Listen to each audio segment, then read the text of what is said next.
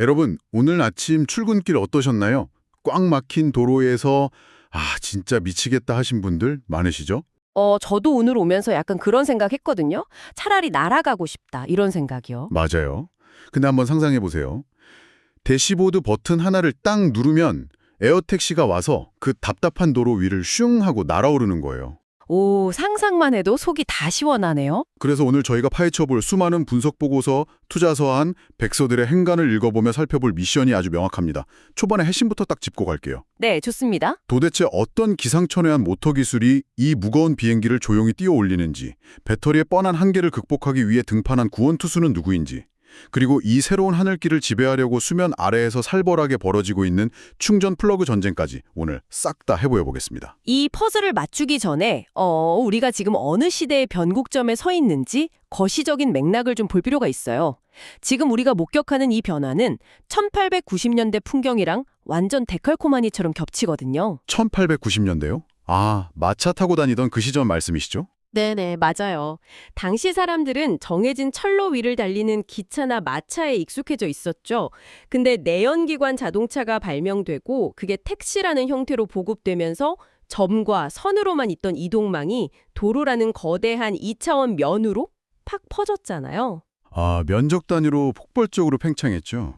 그렇죠. 그리고 지금 우리는 그 2차원 아스팔트를 아예 벗어나서 3차원 교통망, 즉 하늘길이 일상으로 들어오는 역사적인 출발선에 서 있는 겁니다. 와, 2차원의 면에서 3차원 공간으로 넘어간다니 엄청난 도약이네요. 근데 이 도약을 가능하게 만드는 하드웨어를 제가 뜯어보다가 약간 좀 충격을 받은 부분이 있어요. 오, 어떤 부분이죠? 하늘의 테슬라라고 불리는 조비 에비에이션 기체 구조예요. 이게 우리가 아는 날개 달린 헬리콥터가 아니라 문자 그대로 하늘을 나는 거대한 전기차에 가깝더라고요.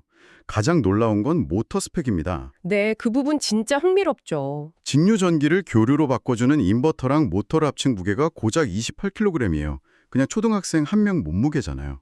근데 여기서 나오는 출력이 236kW입니다. 어마어마한 힘이죠. 전기차 끝판왕이라는 테슬라 모델 S 플레드 모터보다 거의 2배 가까운 힘인데 아니 어떻게 이렇게 조그만 모터로 거대한 기체를 띄우는 건가요? 물리적으로 납득이 잘 안 가거든요. 그 비밀은 진짜 극단적인 단순함에 있습니다. 기존 헬리콥터가 어떻게 움직이는지 생각해 볼까요?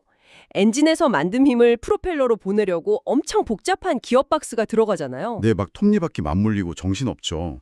그렇죠. 톱니바퀴에 베어링에 열시키는 윤활유 펌프, 또 기름 안셀에 막는 실까지 겹겹이 쌓여 있죠. 부품이 많다는 건 결국 무겁다는 뜻이고 비행 중에 고장날 확률도 기하급수적으로 높아진다는 걸 의미하거든요. 복잡할수록 탈이 많으니까요. 맞습니다. 그래서 조비는 여기서 아예 판을 엎어서 조비 다이렉트 드라이브라는 직결식 구조를 만들었어요. 직결식이면 중간에 힘 전달하는 복잡한 장치들을 싹 다 빼버렸다는 거네요.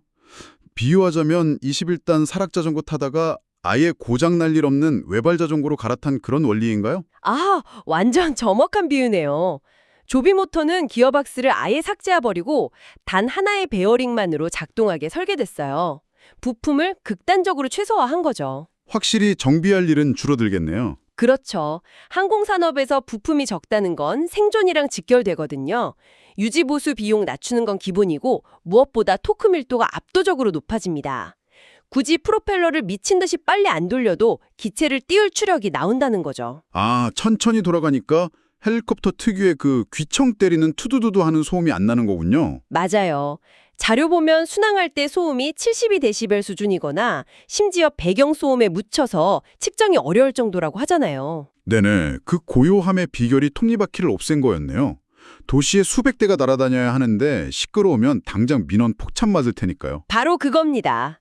기술의 단순화가 소음이라는 규제 장벽까지 한 번에 넘어선 거죠. 근데 잠깐, 여기서 제가 현실적인 딴지 하나 걸어볼게요.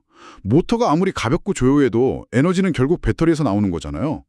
제 전기차만 해도 겨울에 날씨 추워지거나 히터 틀면 주행거리가 눈에 띄게 뚝뚝 떨어지거든요. 네, 다들 겪는 배터리의 현실이죠. 굴러가는 차도 그런데 중력 거슬러서 날아야 하는 비행기가 지금 배터리 기술로 얼마나 날겠어요. 자료들 보니까 최대 비행거리가 100마일, 그러니까 160km 남짓이던데 이래서야 광역 이동수단이 되기엔 너무 치명적인 한계 아닌가요? 그 부분이 바로 이 산업의 코끼리. 그러니까 누구나 알지만 풀기 어려운 진짜 장벽입니다. 업계도 이걸 뼈저리게 인지하고 있어요. 이걸 가장 잘 보여주는 분이 조비에서 파워트레인 총괄하는 존 와그너입니다. 아, 그 존 와그너요. 이분이 원래 테슬라에 계셨죠? 네네. 테슬라 모델 S랑 모델 3 핵심 배터리 엔지니어링을 진두지휘했던 사람이죠.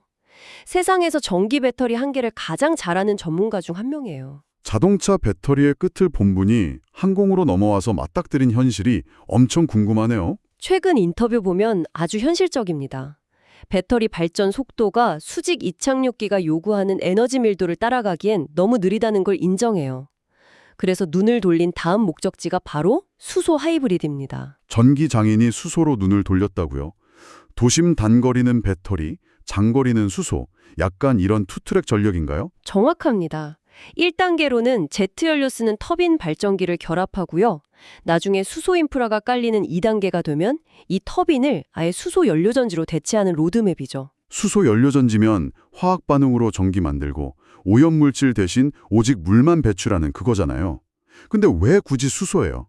배터리를 그냥 더 실으면 안 되나요? 거기서 배터리의 태생적 딜레마가 나옵니다. 배터리는 꽉 찼을 때나 텅 비었을 때나 무게가 똑같거든요. 아, 백서에 있던 그 비유요. 무거운 돌 든 배낭 메고 등산하는데 목적지까지 무게가 단 1g도 안 줄어든다는. 네, 맞아요. 비행기 입장에선 진짜 엄청난 에너지 낭비죠.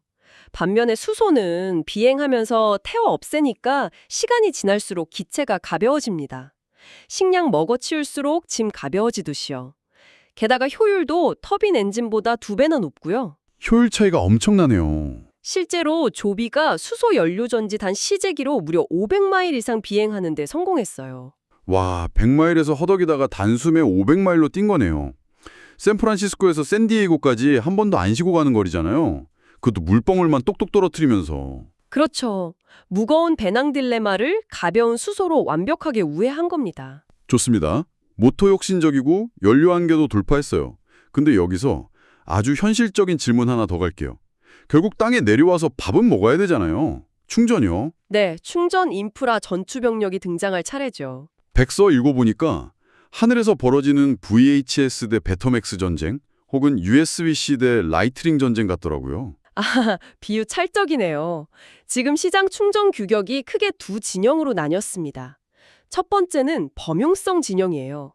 지상에 이미 깔린 전기차 충전기를 그대로 쓰자는 현실적인 접근이죠. CCS 규격이나 테슬라의 NACS를 도입하려는 흐름입니다. 일리 있네요. 전기차 충전기 있는 곳이면 버티포트 새로 지을 돈 엄청 아낄 수 있으니까요.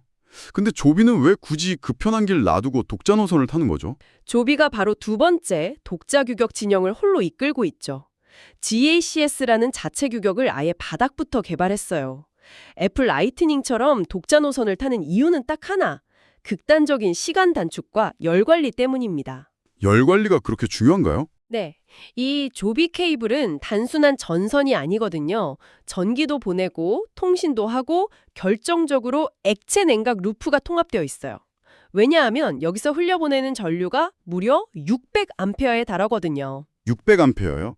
전기체 초고속 충전도 보통 300에서 400 수준 아닌가요? 맞아요. 일반 케이블로 600A 쏘면 저항 때문에 열나서 그냥 녹아내리거나 불 납니다. 정원호스에 소방 펌프 연결하면 터지는 거랑 똑같아요. 아, 그래서 케이블 안에 냉각수가 흐르는 전용 소방 호스를 만든 거군요. 네, 그렇게 굵고 강력하게 만든 이유는 결국 턴어라운드 시간을 줄이려는 거예요. 승객 내리고 타는 그 짧은 틈에요. 1분 1초라도 더 날게 해서 수익 뽑아내려는 거네요. 정확합니다. 지상 인프라의 기체를 맞추는 게 아니라 자신들 비행 스케줄에 완벽하게 최적화된 생태계를 구축하는 거죠. 테슬라가 초창기에 슈퍼차저 쫙 깔아서 시장 장악했던 거랑 똑같은 전략입니다. 기체 팔고 충전망까지 싹 다 장악하겠다는 야심 무섭네요. 자, 하드웨어 완벽하고 배터리 진화하고 600A 충전만 깐다고 치죠. 근데 솔직히 아무리 그래도 사람들이 조종사도 없는 이 낯선 비행기에 목숨을 맡길까요? 자율비행이랑 안전성 문제 진짜 중요하죠. 초기엔 조종사가 타겠지만 결국 수익성 내려면 사람 빼고 화물이나 승객을 더 태워야 하거든요. 조비가 최근에 엑스윙이라는 자율주행 기업을 인수해서 기술 내재와 마쳤고요. 네네, 기사 봤어요. 중국 이항은 이미 무인비행으로 상업 인증 절차 밟고 있습니다. 기계가 인간보다 안전하게 통제하는 미래가 이미 궤도에 오른 거예요. 그럼 돈이랑 정책은 어떻게 돌아가고 있나요? 천문학적인 자본이 필요할 텐데 저희가 정치적으로 어느 쪽 편드는 건 아니지만 자료에 나온 팩트가 궁금하거든요. 철저하게 팩트만 말씀드리면요. 일단 거대 자동차 기업 토요타가 강력한 뒷배로 나섰습니다.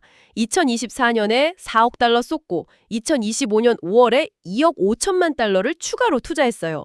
와, 차 만들던 회사가 하늘에 조 단위 돈을 베팅하네요. 네. 그리고 정책적으로도 2025년 6월에 미국 트럼프 대통령이 이비톨 산업 육성하는 행정명령에 서명했습니다.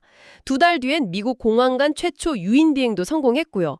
막대한 자본이랑 강력한 정책 지원이 양쪽에서 딱 맞물린 상황이죠. 돈 쏟아지고 대통령 서명까지 나왔으면 탄력 엄청 받겠네요. 하지만 너무 장밋빛만은 아니겠죠. 하늘에선 작은 문제도 바로 대형 참사니까요. 핵심을 짚으셨어요.